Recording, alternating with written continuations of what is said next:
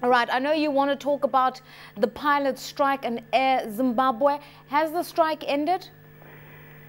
Yes, Air Zimbabwe announced last week, Thursday, that the strike had ended and that they were now taking to the skies. All right, what does that mean effectively? Because they have suffered a significant cash crunch, losing in something in the region of $6.8 million in the 2 months since the strike began. So the capacity to operate, do they have it? This week they tried to open flights to some routes, mainly domestic routes. And yesterday it was an absolute disaster because it was a one-passenger affair from Victoria Falls to Harare. They carried one passenger on a 60-seater plane after flying to the holiday resort with 16 passengers. So at the moment, from an operational point of view, it's the downtime that the airline had has been an absolute disaster. No one trusts the airline at the moment. The broader impact on the tourism industry, because obviously you're painting a picture of skittish tourists who are not confident in the airline, and because of the strike we've seen cancellations at 80% for holiday resorts in Zimbabwe because of this airline problem. So the broader impact on the industry? I think tourism was beginning to recover.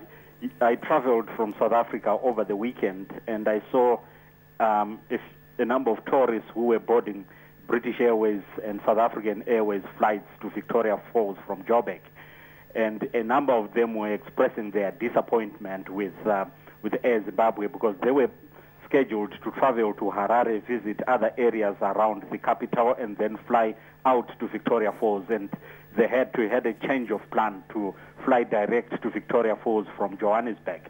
So I think it's going to have serious repercussions on the tourism industry, because as long as your airline is not flying and is not flying consistently, then tourists will not come and fly on it.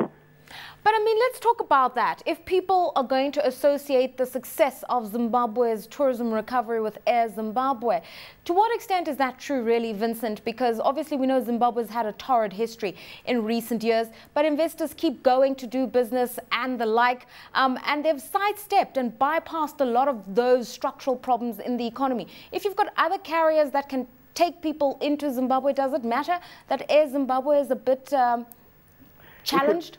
If you look at traditional source markets for tourism into Zimbabwe was the United Kingdom mainly. And Air Zimbabwe used to have a direct flight to London from Harare on a daily basis. And that used to bring in a lot of tourists, including others coming from Europe. They would connect from London into Zimbabwe. And in the recent past, a lot of tourists have been coming from the Far East, mainly from China, and Air Zimbabwe was now flying from Beijing to Harare. So, but that has not been happening, and those source markets are suffering at the moment. So if you look at the tourists that are coming through South Africa, these are guys who are coming perhaps from the United States and Scandinavian countries, which are not traditionally source markets for Air Zimbabwe. Now, apparently government injected $2.8 million to Air Zimbabwe just to give them a lift up. Is that going to have any significant impact on the operations of the carrier? The biggest problem that Air Zimbabwe has at the moment are debts, which are over $100 million. So I'm sure you know the impact of $2 million on debts of $100 million. Air Zimbabwe started flying, but there is a good possibility that their planes can be impounded by guys calling in on the debts. So at the moment, they need a significant injection of capital to clear the arrears on salaries. The pilots are still owed money, and also to make sure that the planes can fly, because at the moment they will have to fly at a huge loss due to very, very thin passenger berths that they have at the moment.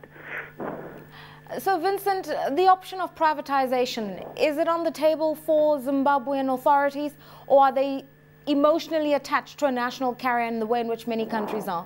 I've been a journalist for 17 years now. all that time they've been talking about privatizing Air Zimbabwe. I think there's no political will to do that. They know, the government knows exactly what needs to be done because there are very, very good case studies on the African continent. Kenya is a very, very good example. They know what needs to be done to Air Zimbabwe, but there's no political will to get rid of, by government to hand over that shareholding or to sell that shareholding to private investors. But until government realizes that it has no business running an airline, we are going to be in this situation because it's a situation which does not surprise us because we've been there before.